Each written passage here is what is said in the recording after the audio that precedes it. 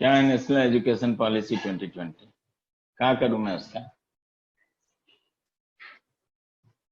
बढ़िया पॉलिसी निकाला, ठीक किया। सही बात है, अच्छा पॉलिसी।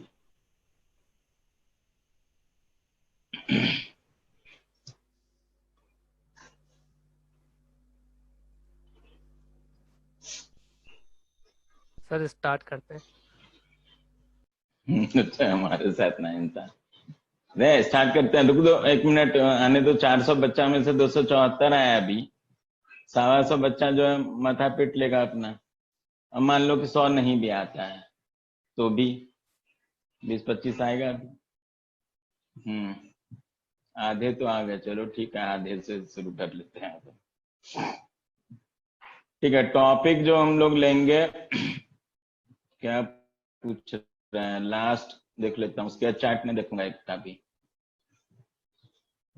इस चैप्टर में लटक जाएंगे क्या? नहीं लटकोगे अगर डाल के लिखोगे जल्दी तो, नहीं तो लिखाना बंद कर दूंगा थोड़ी देर के बाद। तो लटकने का तो स्कोप ही नहीं दूंगा इसको टॉपिक के अंदर।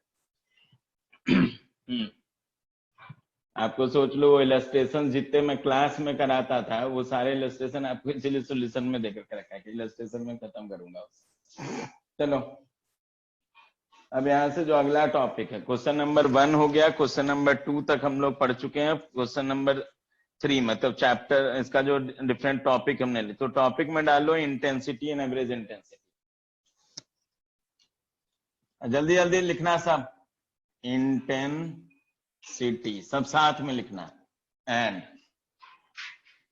Average intensity.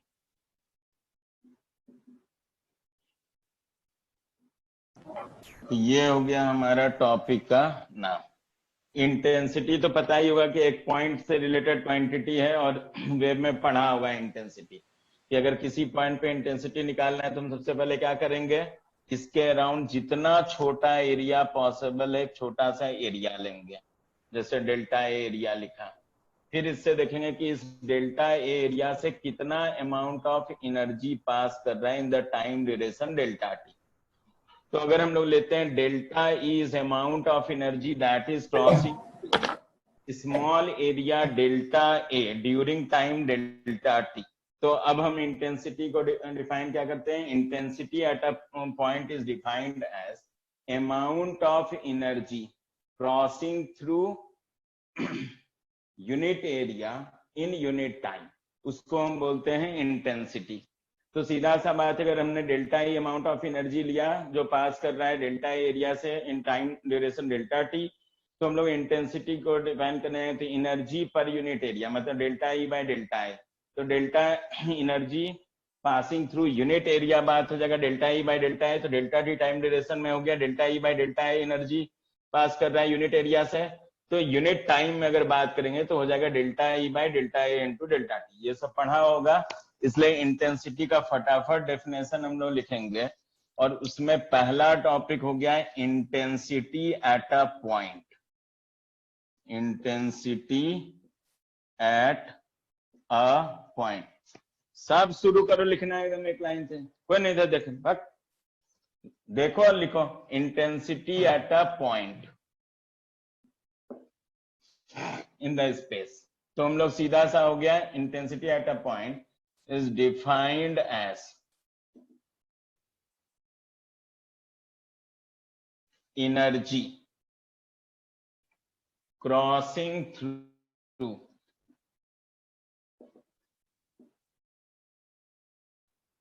unit area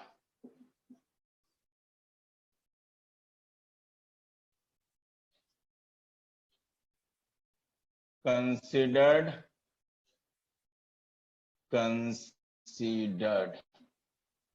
around the given point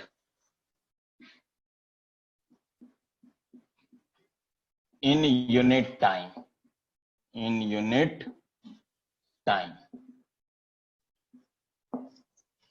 अब इंटेंसिटी को अगर हम लोग आई से डिनोट करते हैं तो एक चीज हो गया कि अगर हम लोगों ने लिखा कि किसी पॉइंट से delta E is amount of energy energy crossing through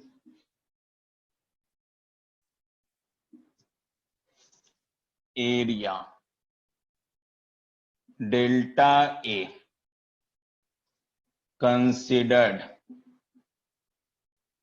around the given point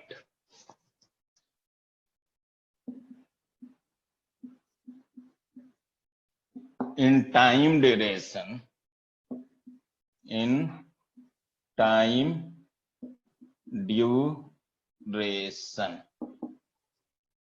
delta T.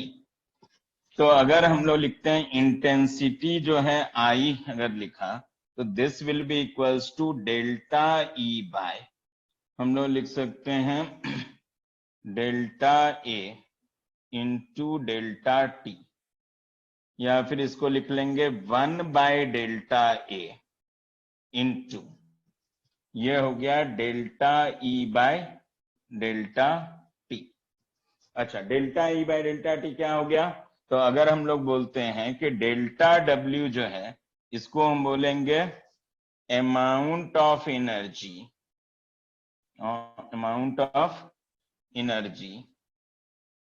Crossing through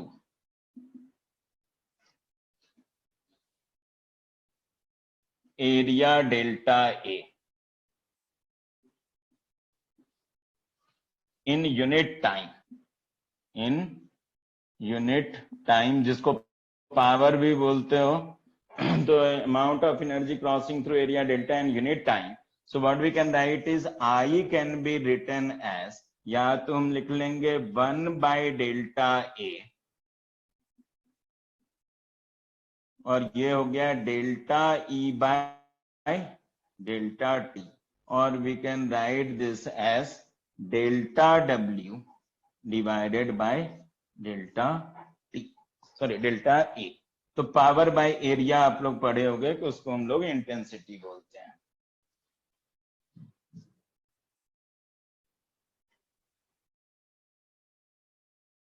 fast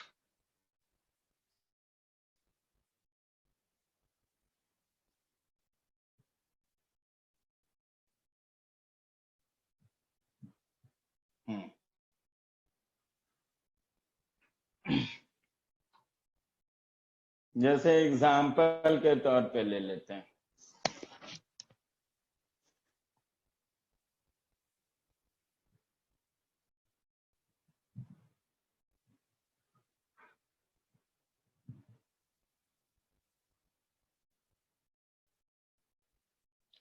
मेरा वीडियो ब्लर उलर नहीं है, जबरदस्ती ब्लर है बट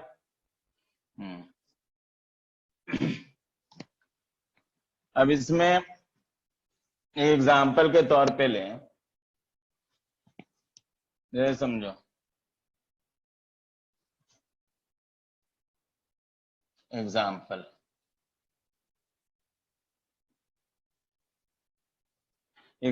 में लेते हैं कि S जो है a point S represents a point source of light, point source of light wave,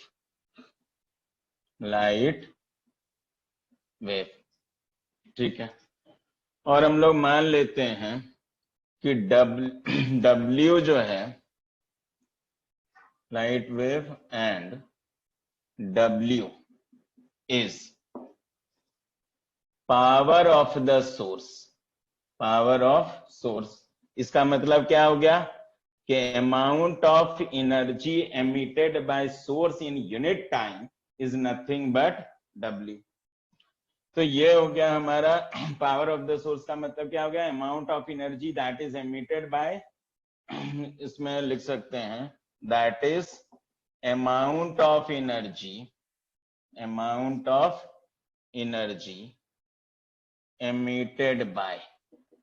emitted by source in unit time। ठीक है, तो अगर हमको निकालना है, मान लो कहते हैं कैलकुलेट इंटेंसिटी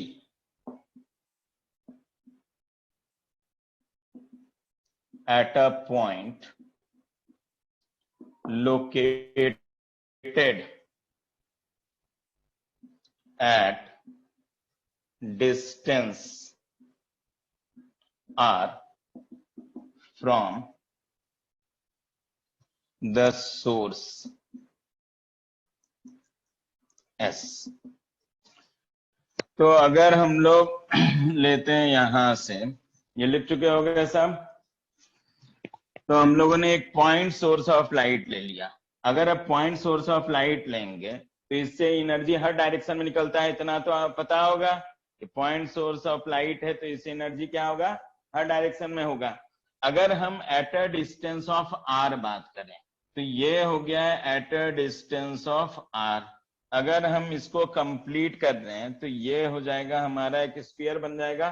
ठीक से बनाना स्फीयर। तो ये हो गया हमारा स्फीयर। इससे हमको पता है कि एनर्जी जो है हर डायरेक्शन में निकलता है। ये हो गया एनर्जी हर डायरेक्शन में।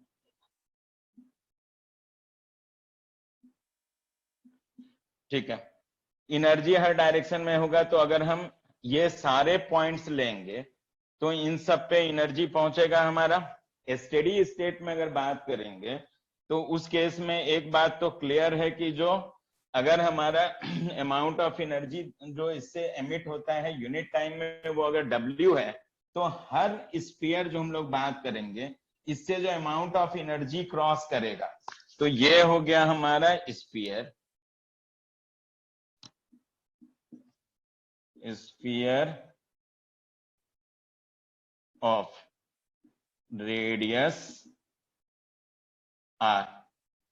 तो चूंकि हम लोग ले रहे हैं यहां से एट एक पॉइंट है P जो लोकेटेड है eight a distance of r, तो हमने एट अ डिस्टेंस r पे बात किया इंटेंसिटी निकालने का। अब एक बात क्लियर है कि अगर हमारा यूनिट टाइम में एनर्जी जो क्रॉस से एमिट हो रहा है अगर W है तो हर एक स्फीयर जो हम बनाएंगे उससे जो एनर्जी क्रॉस करेगा in unit time that will remain same as W। ये पॉइंट क्लियर है ना, क्लियर सबको? अरे कोई भी स्फीयर अगर हम बना लेते हैं यार तो एनर्जी हमारा हर डायरेक्शन में निकल रहा है। यूनिट टाइम में किसी भी अगर हम स्फीयर का बात कर लेंगे इससे तो इस स्फीयर से हमारा कितना एनर्जी क्रॉस करेगा यूनिट टाइम में, W के बराबर। तो अब हम लोग लिख सकते हैं कि W can be taken, W will be W amount of energy will cross through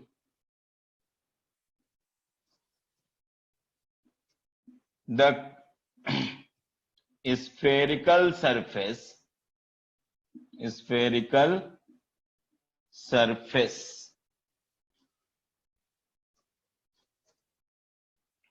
will cross through the spherical surface in unit time, in unit time। तो अब अगर हम इंटेंसिटी एट पॉइंट P बात करेंगे तो जितना भी पॉइंट होगा located at a distance of r उन सब पर इसमें इंटेंसिटी क्या आएगा, सेम आएगा। और इस केस में हम लोग बात करेंगे कि intensity at point P equals to ये हो जाएगा हमारा W divided by surface area, क्योंकि बताया था कि जो हम लोग जब भी इंटेंसिटी निकालते हैं हर पॉइंट पर हमारा जो ये सिमेट्रिक सिचुएशन होगा, हर पॉइंट जो होगा हर डिस्टेंस पे हमारा है, तो उस केस में बोलेंगे W डिवाइडेड बाय एरिया। तो सरफेस एरिया ऑफ स्फीयर, इसका मतलब है कि intensity at point P which is located at distance r will be equals to nothing but W divided by 4 pi r square। तो point source की वजह से किसी पॉइंट पर अगर हम लोग इंटेंसिटी निकालते हैं तो W अगर पावर ऑफ द सोर्स होगा तो एट अ डिस्टेंस r पर जो होगा हमारा, क्योंकि अब सेम अमाउंट ऑफ एनर्जी जो है r रेडियस में, अगर हम और रेडियस बढ़ा देते हैं मान लो पहले सोर्स लिया यहाँ पे, तो इस पॉइंट पे इंटेंसिटी ज्यादा होगा। क्यों? क्योंकि इसका जो एरिया जितना एनर्जी क्रॉस कर रहा है, इस एनर्जी का टोटल एनर्जी का डिस्ट्रीब्यूशन हो रहा है 4 पाई आर स्क्वायर पे। अब अगर हम रेडियस बढ़ा देते हैं तो इसके अगर हम बात करें तो टोटल एनर्जी का डिस्ट्रीब्यूशन क्या होगा, हमारा ज्यादा एरिया पे डिस्ट्रीब्यूट होगा, ज्यादा एरिया पे डिस्ट्रीब्यूट होगा। इसका मतलब कि हर पॉइंट पे इंटेंसिटी हमारा क्या होना शुरू हो जाएगा, डिक्रीज होना शुरू होगा। क्योंकि अगर हम टोटल एरिया बढ़ता चला गया तो पर यूनिट एरिया का अगर हम बात करेंगे तो पॉइंट पर इंटेंसिटी हमारा क्या हुआ, डिक्रीज हुआ। तो एक चीज है कि अगर पॉइंट सोर्स ऑफ लाइट लेते हैं तो ये फॉलो करेगा इनवर्स स्क्वायर लॉ को, मतलब IP is directly proportional to 1 by R square, inversely proportional to R square बोल सकते हैं। So one thing we can say that intensity at a point P is inversely proportional to 1 inversely proportional to r square। तो ये हो गया inverse square law in case of point source. The intensity follows inverse square law in case of point source of light wave। अरे माथा में गया नहीं गया? कौन है वहां पे होस्ट? सर राहुल। ये ब्लर हो रहा है क्या वीडियो? नहीं सर, नहीं हो रहा। नहीं हो रहा है तो जो लोग बार बार कर रहा है उसको बोलो कि जो उसके तरफ प्रॉब्लम है। बेटे एक बार अपना रिकनेक्ट करके ज्वाइन करो सब, इनको भी ब्लर हो रहा है। ये पॉइंट सबको क्लियर है जो समझाया अभी? तो जैसे जैसे आगे सोर्स से दूर जाते जाएंगे वैसे वैसे same amount of energy distribute होगा लार्जर एरिया पे, तो डेफिनेटली इंटेंसिटी हमारा क्या होगा, डिक्रीज होगा। तो in case of point source of light wave inverse square law with intensity is followed.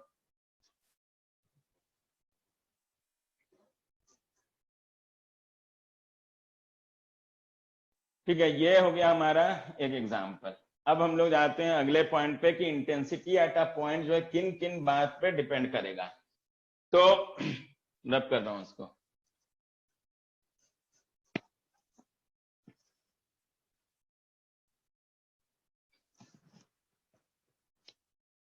Question तो लिख लिया था ना साहब? अरे क्वेश्चन तो लिख लिया था। हाँ ठीक है, क्वेश्चन लिख लिया, सिर्फ क्वेश्चन वाला पार्ट वो कर रहा हूं, बाकी सब आप लिखते रहो।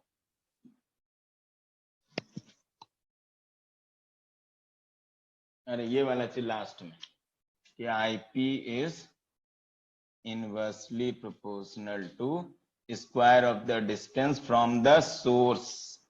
ये R रिप्रेजेंट कर रहा है distance of the point from the point source of light.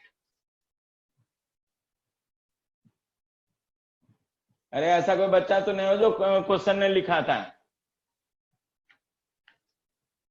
नहीं है ऐसा कोई बच्चा, ठीक। चलो आगे बढ़ेंगे कि इंटेंसिटी किस बात पर डिपेंड करेगा। अगर वेव टॉपिक पढ़े हो तो ऑन एन एवरेज इंटेंसिटी का एक्सप्रेशन निकाला हुआ किसी पॉइंट पे, और अगर थोड़ा भी याद है तो वो लिखा होगा half of row omega square A square S S नहीं होगा, ओमेगा स्क्वायर वी होगा। तो ये एक्सप्रेशन पढ़ा होगा लास्ट ईयर, जो कि अगर याद है तो बड़ा खुशी का बात है, नहीं याद है तो माथा फोड़ करके उसके बाद जाकर के पढ़ना उसको। खैर अभी हमारे लिए इंपॉर्टेंट चीज है कि इंटेंसिटी एट अ पॉइंट किस किस बात पर डिपेंड करता है। रो है डेंसिटी ऑफ द मीडियम, इसका मतलब है कि मीडियम के प्रॉपर्टी पे डिपेंड करेगा। वी जहां तक बात करते हैं तो वी के केस में हम लोग बोलते हैं this is speed of propagation, और speed of propagation of the wave भी हमारे किस बात पर डिपेंड करेगा, तो नेचर ऑफ द मीडियम पे। अच्छा, वेव ऑप्टिक्स के टाइम पे मैंने सबसे पहले बताया अगर कि लाइट वेव अगर अलग अलग मीडियम से ट्रेवल कर रहा हो तो सबसे पहले हम सब का ऑप्टिकल पाथ लेंथ निकालते हैं relative to a fix medium. इसलिए मीडियम का नेचर को तो हम सबसे पहले हटा देते हैं कि सेम मीडियम का बात करने लगते हैं। तो अब अगर हमारा मीडियम हमारा सिंगल मीडियम के रिलेटिव अगर हम सब बात करेंगे तो रो वाला पार्ट और वी वाला पार्ट कांस्टेंट हो जाएगा हमारा। तो अब ये कांस्टेंट हो गया तो ये हो गया हमारा ओमेगा स्क्वायर और ए स्क्वायर पे। इसका मतलब है कि इंटेंसिटी एट अ पॉइंट जो डिपेंड करता है, अब हम बोल सकते हैं प्रोपोर्शनल टू, वो हो जाएगा omega square A square. Electromagnetic wave है तो इसमें डेंसिटी का बात नहीं आएगा, जब भी आएगा तो रिलेटिव परमिटिविटी और जो है रिलेटिव परमिबिलिटी वगैरह का बात करेंगे, एब्सोल्यूट परमिटिविटी और एब्सोल्यूट परमिबिलिटी का वगैरह का बात करेंगे। लेकिन एक बात क्लियर है कि इंटेंसिटी एट अ पॉइंट किन किन बातों पर डिपेंड करेगा, एक नेचर ऑफ द मीडियम, दूसरा फ्रीक्वेंसी ऑफ द सोर्स, और जिस पॉइंट से ज्यादा एनर्जी क्रॉस करेगा उसका जो ऑसिलेशन का एम्पलीट्यूड होगा दैट विल बी मोर, और अगर जहां जिस पॉइंट से एनर्जी हमारा कम क्रॉस करेगा तो वहां का जो हमारा ऑसिलेशन एनर्जी आएगा, तो ऑसिलेशन एनर्जी हमारा कम हो गया, ऑसिलेशन एनर्जी कम हुआ, और ऑसिलेशन एनर्जी हमको पता है होता है कि directly proportional to square of the amplitude होगा। तो जिस पॉइंट पर इंटेंसिटी ज्यादा, उस पॉइंट पर जो हमारा पार्टिकल बात कर लो या फिजिकल क्वांटिटी, उसका एम्पलीट्यूड ऑफ ऑसिलेशन ज्यादा होगा। जिस पॉइंट पर हमारा से एनर्जी कम क्रॉस कर रहा होगा वहां पे एम्पलीट्यूड ऑफ ऑसिलेशन हमारा जो है वो कम होगा। तो एक बात हो गया कि जिस भी पॉइंट पर हम बात करते हैं, तो यहाँ पे जो पॉइंट जब एनर्जी पहुंचेगा तो ऑसिलेशन स्टार्ट किया, और जब ये ऑसिलेशन में आएगा तो अगर ज्यादा एनर्जी क्रॉस करेगा तो ज्यादा एम्पलीट्यूड ऑसिलेशन होगा, कम एनर्जी क्रॉस करेगा तो कम ये जो है एम्पलीट्यूड ऑफ ऑसिलेशन होगा। ये हो गया मेरा एम्पलीट्यूड ऑसिलेशन, ये हो गया फ्रीक्वेंसी ऑफ द सोर्स। अगर हमारा मीडियम सेम करेंगे तो ये कांस्टेंट, सिर्फ बात करेंगे दो चीजों पे। तो हम लोग यहां से अगला पॉइंट जो लिखेंगे वो ये होगा कि इंटेंसिटी एट अ पॉइंट, अब नहीं, इंटेंसिटी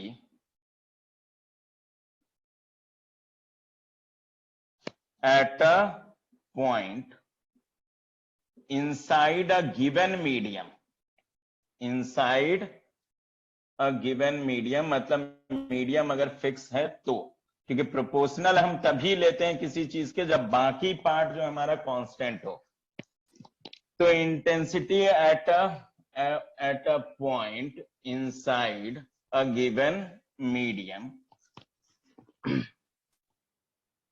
बात करेंगे तो ये हो जाएगा I will be directly proportional to omega square A square, जहां पे ओमेगा हो गया angular frequency of oscillation, angular frequency of oscillation. और हमको एक बात पता है कि जितना भी पॉइंट या फिजिकल क्वांटिटी उस पॉइंट पर ऑसिलेट करेगा वो उसका ऑसिलेशन फ्रीक्वेंसी वही होता है जो फ्रीक्वेंसी ऑफ द सोर्स होगा। तो बताया था कि इसके केस में मेटल हम लोग लेते हैं, उसके अंदर large number of positive ions oscillate करता है, और हर ऑसिलेटिंग आयंस की वजह से हमारा इलेक्ट्रोमैग्नेटिक वेव वहां से रेडिएट होगा। हाँ, ये अलग बात है कि अगर हम एनर्जी ज्यादा देंगे तो एम्पलीट्यूड ऑसिलेशन ज्यादा होता है।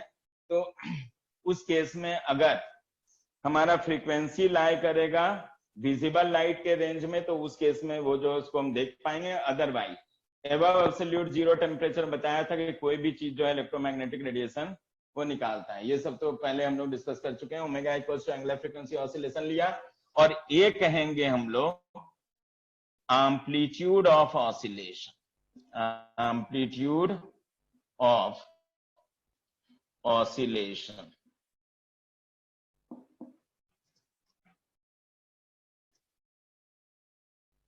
तो ये हमारा एक चीज है। तो एक बात ध्यान में रखेंगे, अब अगर मान लो कि हम फ्रीक्वेंसी ऑफ द मतलब सोर्स भी फिक्स कर देंगे, एक ही सोर्स है, तो अगर एक ही सोर्स होगा तब हम लोग बात कर सकते हैं कि फ्रीक्वेंसी हमारा फिक्स हो गया, और अगर ओमेगा भी फिक्स हो गया तब हम बोलते हैं कि intensity is directly proportional to square of the amplitude of oscillation. तो एक चीज तो ये हो गया कि अगर हमारा फ्रीक्वेंसी अलग अलग सोर्स ले लेते हैं और फ्रीक्वेंसी अलग अलग होता तो सेम पॉइंट पर अगर हम बात करेंगे तो intensity will be directly proportional to omega 1 square A1 square लिखते हैं, और I2 लिखने जाते तो ओमेगा 2 स्क्वायर A2 स्क्वायर लिखते हैं, दोनों का रेशियो निकाल सकते हैं। क्योंकि एक बार बहुत पहले मेंस में यही क्वेश्चन दिया था कि दो अलग अलग सोर्स दे दिया, बोला एक पॉइंट पर हम बात कर रहे हैं, इसकी वजह से इंटेंसिटी निकालो और इसकी वजह से इंटेंसिटी निकालना है हमको, और इंटेंसिटी का वैल्यू जो है वहां पे लेकर के चलेंगे। उसमें दे रखा था कि इसका फ्रीक्वेंसी ऑफ ऑसिलेशन जो है ओमेगा 1 है, और इसकी वजह से एम्पलीट्यूड ऑसिलेशन इतना आएगा, क्वेश्चन में दिया था। दूसरे सोर्स की वजह से बोला कि उसी पॉइंट पे एम्पलीट्यूड ऑसिलेशन इतना जो है दूसरा वैल्यू दे रखा था और ओमेगा दे रखा था सोर्स का। तो उस क्वेश्चन में हम I1/I2 करने जाते तो omega 1 square by omega 2 square into A1 square by A2 square होता है, और उसमें फिर हम वैल्यूज को पुट कर देते हैं ओमेगा 1 A1 ओमेगा 2 A2 का, तो इंटेंसिटी का रेशियो आता है। जनरली बच्चे को क्या ध्यान में रहता है कि intensity is directly proportional to square of the amplitude. नतीजा क्या हुआ कि अगर बच्चा सिर्फ स्क्वायर ऑफ द एम्पलीट्यूड के रेशियो के हिसाब से गया तो आंसर जो है लाया गलत और मार्क्स आया उसको -1। तो ये बात का ध्यान रखना जरूरी है। अब हम बोल सकते हैं कि intensity at a point inside a given medium with given source भी अगर है तो हम लिख सकते हैं इंटेंसिटी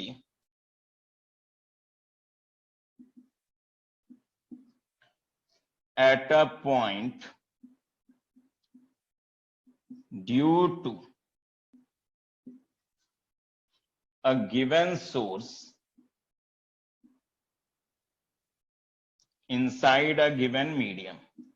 तो सोर्स भी हमने फिक्स कर दिया इनसाइड अ गिवन मीडियम।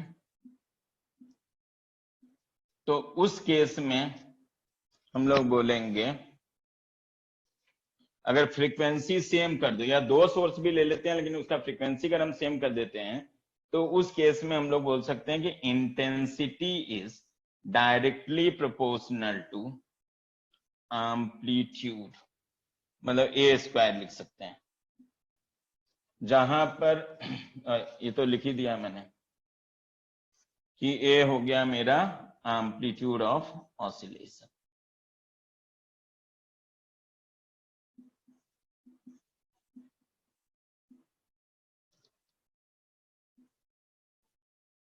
तो ओमेगा अगर कांस्टेंट हो then we can go for कि directly proportional to square of the amplitude. लिखने का काम फास्ट रखना है, माथा तोड़ दूंगा।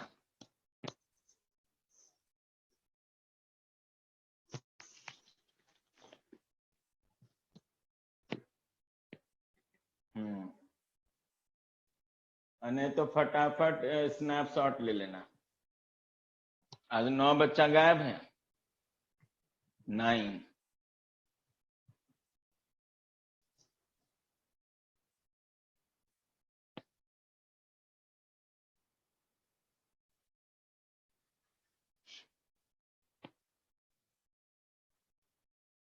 अच्छा 416 है, मतलब टोटल 16 + 7 कितना होता है 23 बच्चा गायब है।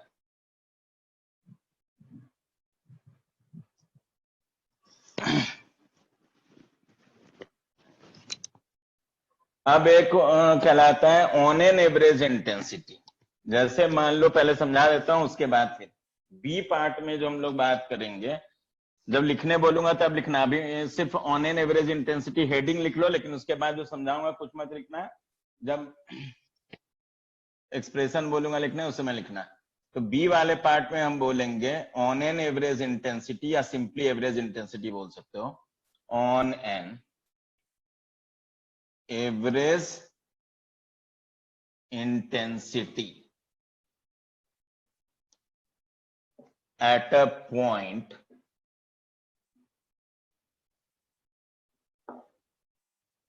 on an average intensity at points लिख सकते हो, या at a point बोल सकते हो, कोई बात नहीं।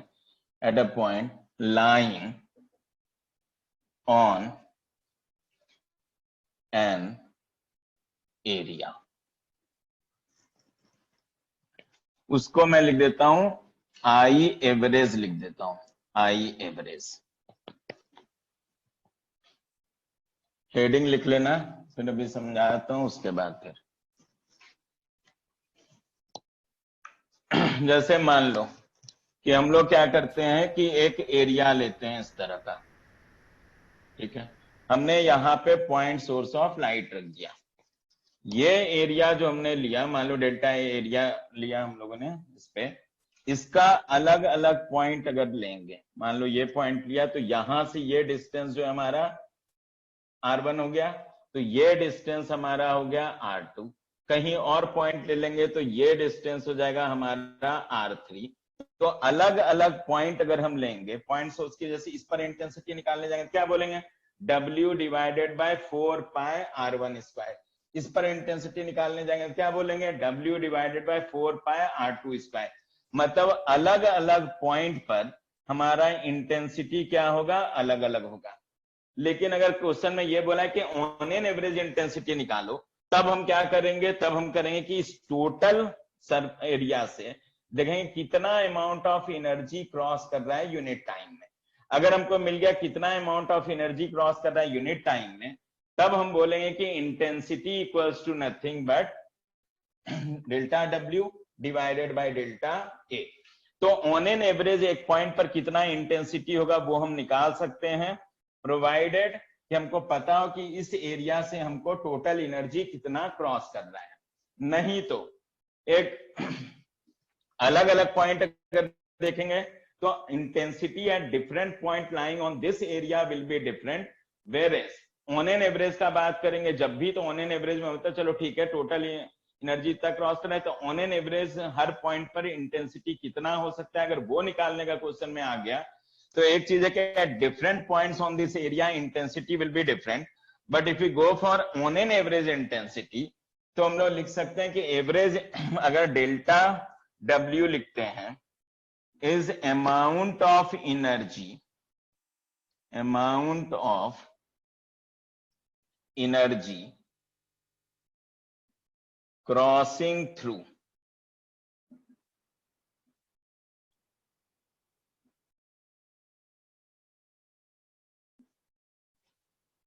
या टोटल अमाउंट ऑफ एनर्जी लिख सकते हो, बेटर रहेगा। डेल्टा W मैं लिख देता हूं रिप्रेजेंट्स टोटल अमाउंट ऑफ, अरे amount of energy crossing through area delta A in unit time. तो ऑन एन एवरेज इंटेंसिटी अगर लिखने जाएंगे at a point lying on this area, तो average equals to nothing but total amount of energy divided by total area, and this will be called average intensity. अरे intensity at a point और on an average intensity में difference पता चला नहीं चला? हाँ ठीक है। तो ये हमारा सिचुएशन जो हम लोग बात करेंगे जब ऑन एन एवरेज इंटेंसिटी वाला क्वेश्चन आएगा।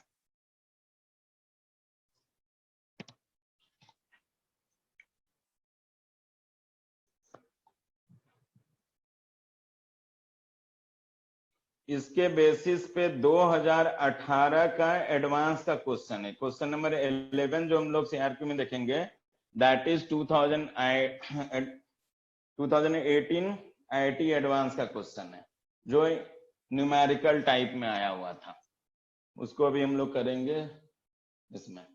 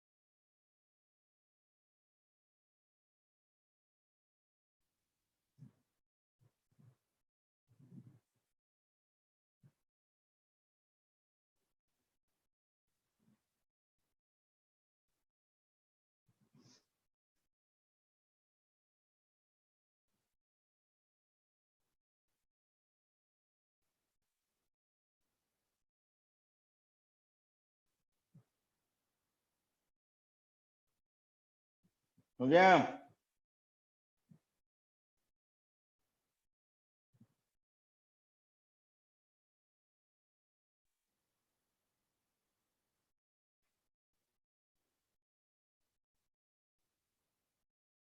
ठीक, चलो क्वेश्चन नंबर 11 पे चलते हैं।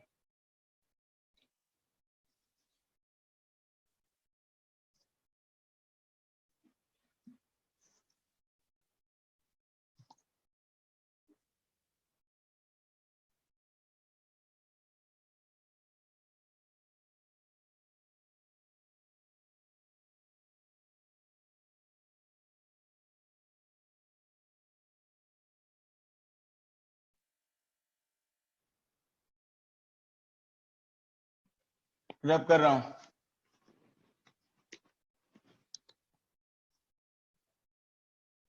क्वेश्चन नंबर लिखो 11।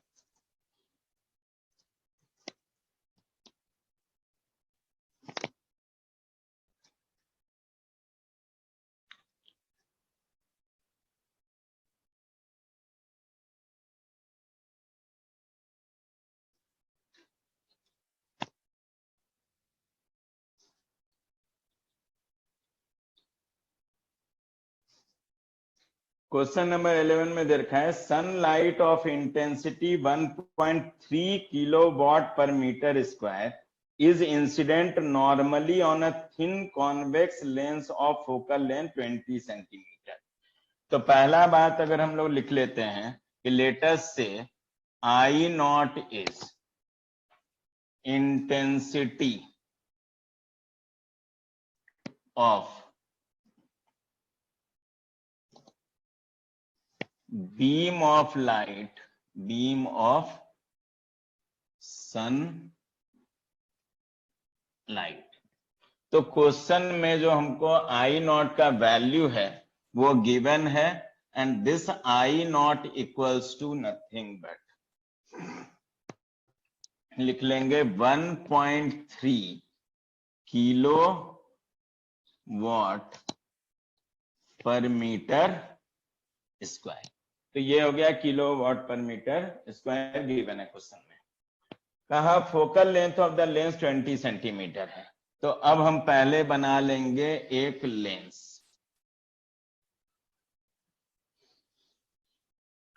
अब लेंस कभी भी होगा तो हमारा एक सर्कुलर उसमें होगा, इस तरह के थोड़ा सा जो है दोनों साइड उठा हुआ रहा। तो हम लोग एक बीम अगर इसके ऊपर लाते हैं, beam of light, parallel beam of light आ गया यहाँ पे। एपर्चर तो छोटा ही लेते हैं इसमें क्योंकि aperture of this will be taken small. इसको P लिख देता हूं मैं। अब लाइट वेव जो है इस तरह से इसके ऊपर फॉल कर रहा है। बीम का क्रॉस अगर हम बोलते हैं diameter of aperture of this one, ठीक है, इसमें क्वेश्चन में दे रखा है thin conventional focal length 20 centimetre. तो F इक्वल्स टू हो गया हमारा 20 सेंटीमीटर। अच्छा, यहां से यहां तक के डिस्टेंस को हम लोग ले लेते हैं R। तो लेटेस्ट टेक की इसका जो मेरा डायमीटर ऑफ एपर्चर है 2R अगर हो गया तो इसको मैं ले लेता हूं R1। अच्छा, ये जो मेरा cross sectional area of the beam अब हम बात करेंगे क्योंकि हमारा लेंस जो होगा इस तरह का सर्कल में दे रखा है और थोड़ा सा इधर उठा, जो भी बीम इस पर फॉल करेगा तो इतना सा पार्ट में जो एनर्जी होगा वही फॉल करेगा इस पे। तो पहले हम देखते हैं कि एनर्जी इस पे कितना फॉल कर रहा है यूनिट टाइम में। तो इंटेंसिटी ऑफ द बीम हमको I नॉट लिख रहे हैं। अब एक चीज है कि जो भी एनर्जी इस पे फॉल करेगा, चूंकि पैरेलल लाइट रे है तो ये हमारा कन्वर्ज होगा सब जाकर के किस पे, सेकंड प्रिंसिपल फोकल पॉइंट पे। तो जितना भी एनर्जी होगा ये सब एनर्जी जो है इस पॉइंट से इधर की तरफ डाइवर्ज करेगा।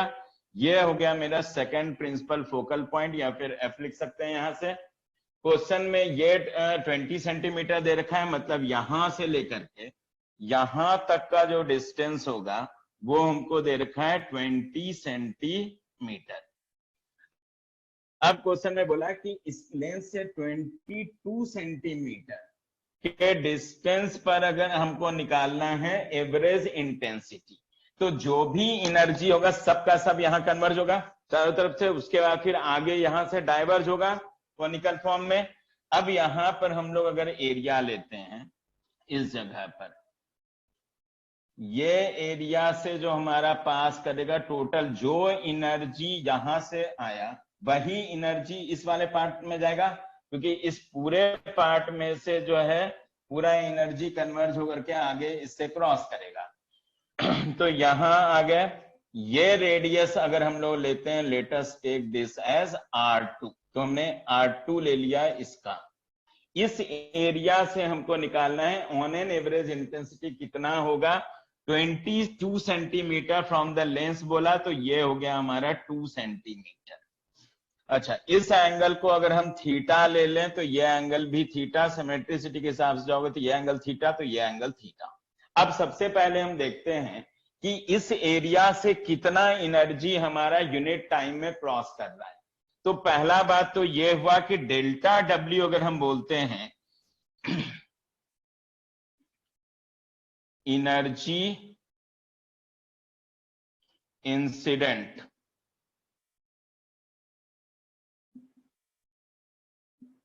On lens in unit time,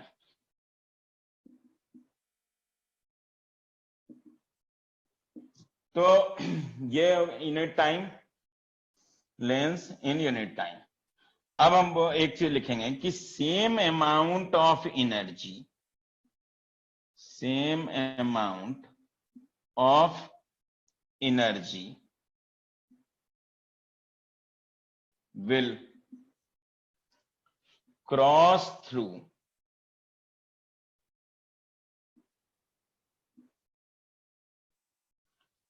area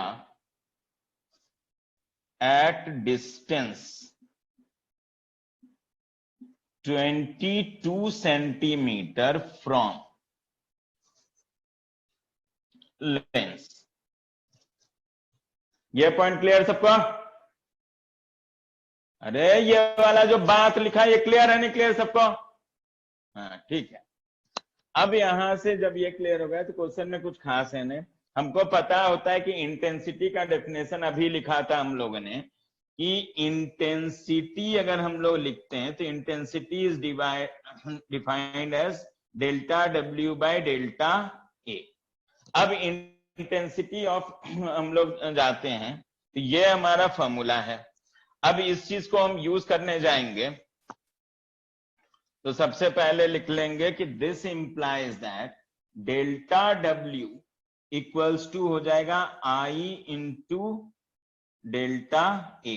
तो इंटेंसिटी ऑफ लाइट दे रखा है तो पहले हम निकाल लेते हैं कि intensity of the sunlight is given to us I not, तो डेल्टा डब्ल्यू का वैल्यू कितना हो जाएगा I not into delta A.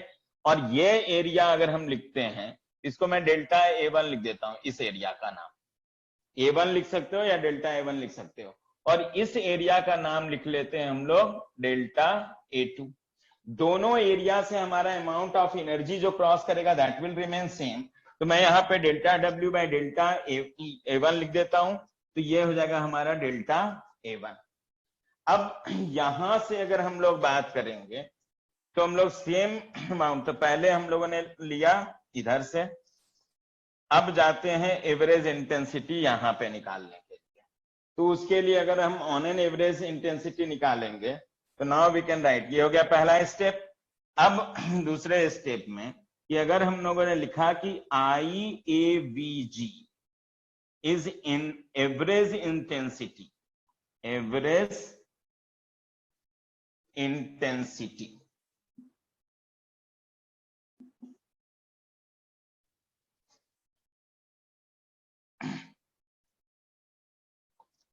at distance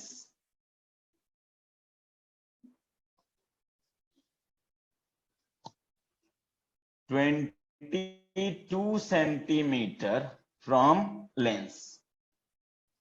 तो एवरेज इंटेंसिटी का जो डेफिनेशन है हमको पता है डेल्टा डब्ल्यू एरिया ही जाएगा। तो मैंने बताया था कि ऑन एन एवरेज इंटेंसिटी तो जो भी फॉलिंग एनर्जी है सब का सब इससे क्रॉस करेगा, तो इसमें लिखेंगे this should be equals to delta W divided by delta A2।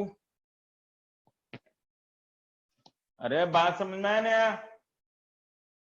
On an average intensity, इस पर जितना पॉइंट लाई कर रहा है उसका निकालने के लिए हमको delta W amount of energy cross कर रहा है उस एरिया से, तो हम लोग लिख लेंगे कि I average equals to nothing but delta W का वैल्यू हमको निकला हुआ है I naught, this is I not into delta A one divided by delta A2.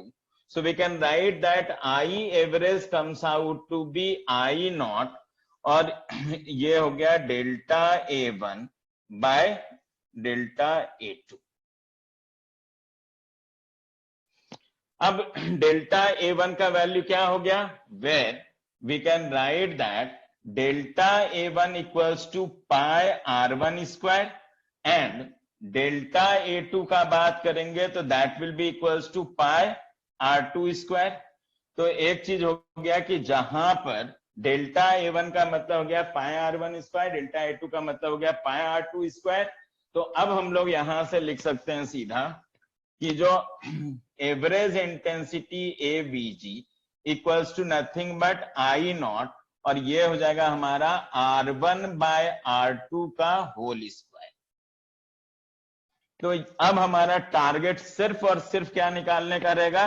तो R1 बाय R2 का रेशियो निकालने का.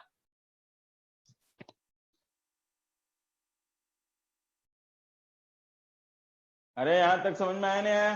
पहले यहां से यहां तक लिख लोगे, ये सेकंड पार्ट होगा यहां से यहां तक वाला.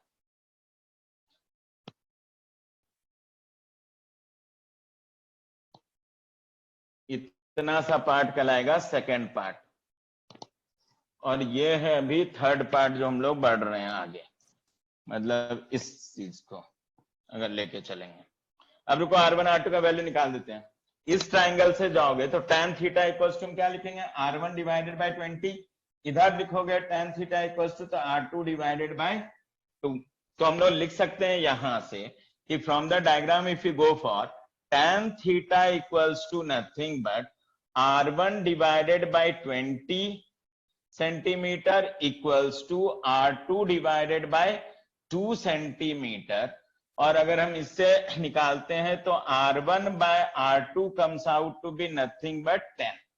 अब R1 बाय R2 हमको हो गया 10, तो हम लोग लिख सकते हैं now we can write that on an average intensity equals to I not into R1 by R2 का होल स्क्वायर इक्वल टू, तो I average equals to I not की जगह पे 1.3 किलोवाट पर मीटर स्क्वायर, और यहां पे हो जाएगा हमारा 10 स्क्वायर. तो ये आ गया मेरा I average equals to nothing but 130 kilowatt per metre square, और ये फाइनल आंसर हो गया.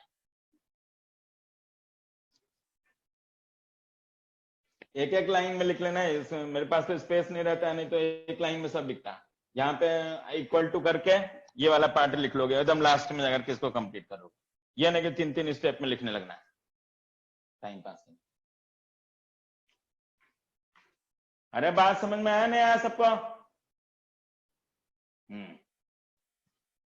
क्योंकि ये क्वेश्चन जब मैंने एग्जाम के बाद सबसे पहली बार आया था, मेरे को एग्जैक्टली याद है कि जो 30 सेकंड या 45 सेकंड में क्वेश्चन बना था. हाँ, क्वेश्चन पढ़ने में जरूर मेरे को जो है 1 मिनट का टाइम लगा था और 30 सेकंड और लिया था, मतलब 1 मिनट 30 सेकंड मैक्सिमम टाइम लगा था. क्वेश्चन पढ़ा मैंने, मेरे को समझ में आ गया कुछ नहीं है, W यहाँ पे लिखेंगे.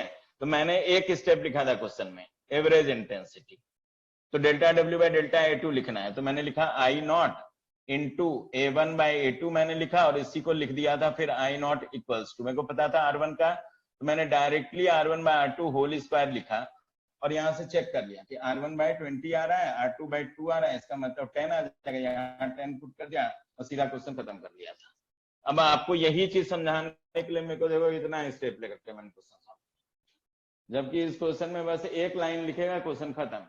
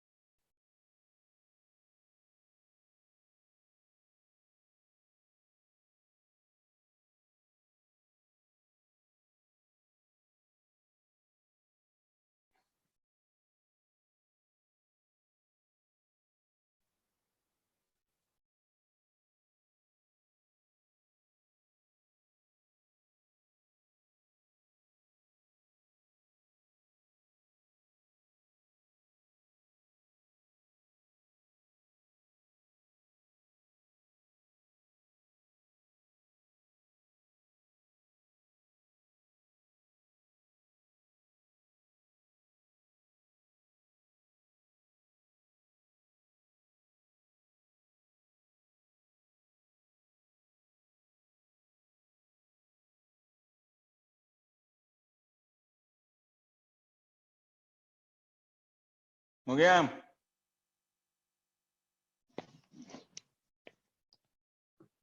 तो बाय द टाइम आप लिख रहे हो, लिखो मैं 1 सेकंड के लिए।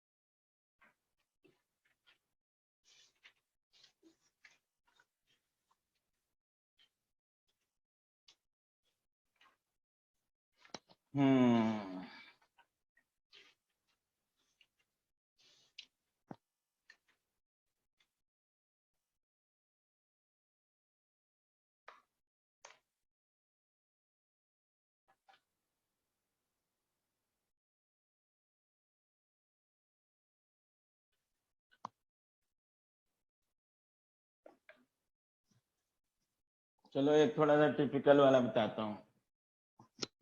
हो गया सबका? एक लिखा हुआ है,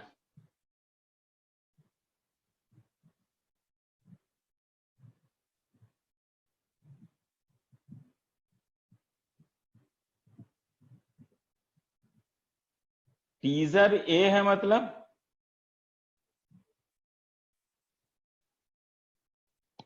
आप लोग को ओल्ड वेव ऑप्टिक्स का मिला हुआ है क्या?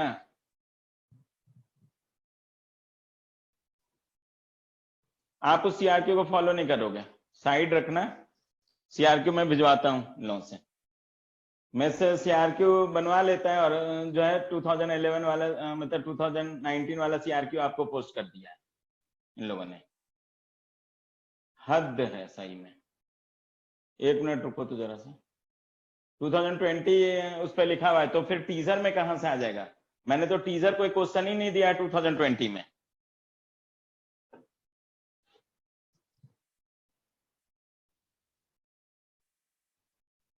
मैंने एक भी टीजर नहीं दिया है 2020 वाले वेव ऑप्टिक्स में।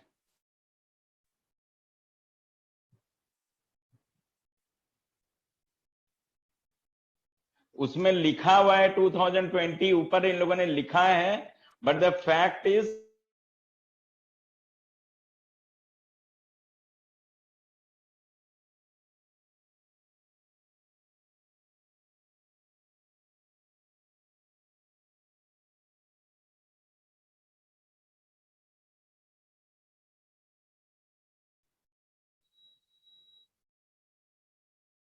क्वेश्चन नंबर 12 है ना ये?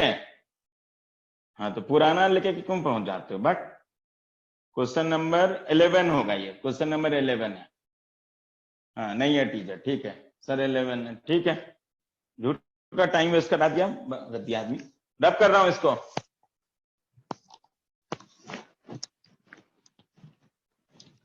चलो एक क्वेश्चन करो जरा।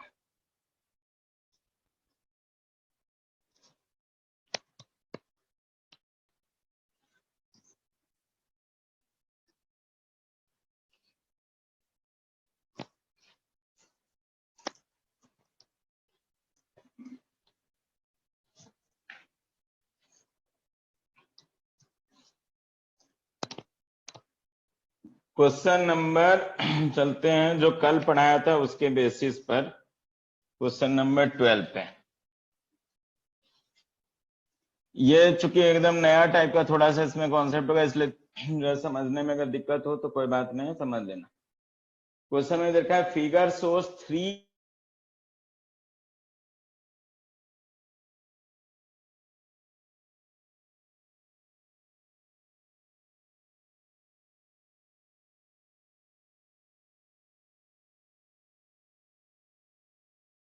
आगे के डायरेक्शन में जो है डिस्ट्रीब्यूट होता है। तो कोई बात नहीं, स्लिट को एक पॉइंट सोर्स की तरह आप लेकर के चल सकते हो यहाँ पे। तो हमने लिया 3, एक ए दे रखा है, बी दे रखा है, अभी इसको एक पॉइंट सोर्स ऑफ लाइट की तरफ लेके चलना, तो ये हो गया हमारा ए, ये दे रखा है हमको बी, और ये दे रखा है हमको सी।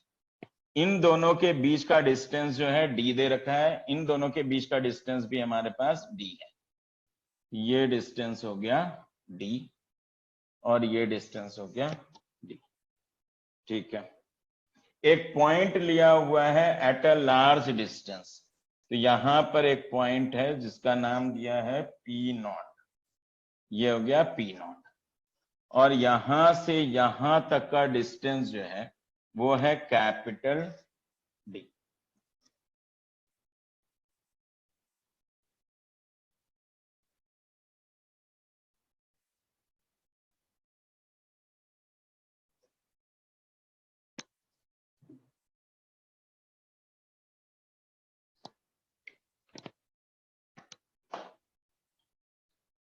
यहां देखोगे सबका?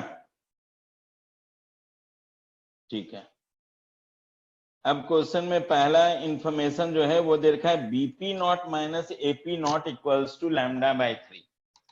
तो एक चीज है कि एक वेव आएगा ए से पी पर, लाइट वेव यहां से आएगा, जो एनर्जी यहां पे पहुंचेगा तो इसको ऑसिलेशन देगा, अगर अकेला आता तो कुछ ऑसिलेशन देता है इसको।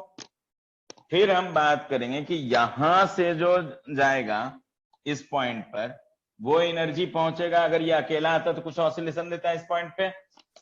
तीसरा हम लोग बात करेंगे कि यहां से आएगा तो ये जो एनर्जी पहुंचता है इस पॉइंट पर, तो अकेला अगर आता तो कुछ हमको ऑसिलेशन देता।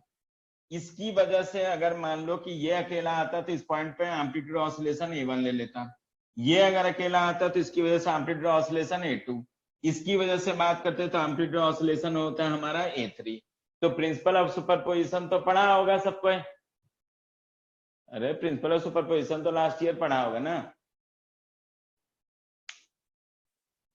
अरे इस क्वेश्चन में कहा वीडियो बीच में चला गया, तो उस समय गया था जिसमें रब कर रहा था भाई। तो ए और इसके बीच का डिस्टेंस हमको दिया हुआ है क्वेश्चन के अंदर, ये डिस्टेंस है हमारा डी, और ये डिस्टेंस है हमारा डी। ठीक है, इस पॉइंट पर हम लोग क्वेश्चन में जो गिवन इंफॉर्मेशन है वो लिख लो। गिवन इंफॉर्मेशन है BP not minus of A P not, मतलब ये हो गया लेंथ यहां से यहां तक वेव का, और ये लेंथ हम लेंगे, तो BP not minus AP not equals to दे रखा है हमको लैम्डा बाई 3। तो ये इंफॉर्मेशन हमारे पास गिवन है। पहला पार्ट पूछा है कि हमको स्मॉल डी का वैल्यू निकालना है, और दूसरा इंफॉर्मेशन हमारे पास हो गया कि जो कैपिटल डी, एक तो ये इंफॉर्मेशन है, गिवन इंफॉर्मेशन लिख लो एक, दूसरा गिवन इंफॉर्मेशन है कि D is very very very greater than lambda. ठीक है, और अब इसका सीधा सा मतलब ये हो गया कि अगर डी जो है बहुत ग्रेटर देन लैम्डा है, तो B P not minus A P not का वैल्यू लैम्डा बाई 3 आ रहा है। इसका मतलब ये वैल्यू बहुत ही छोटा आएगा। अगर हम बोलते हैं बहुत छोटा आएगा लैम्डा बाई 3 का वैल्यू, तो ऑलमोस्ट हम इसको पैरेलल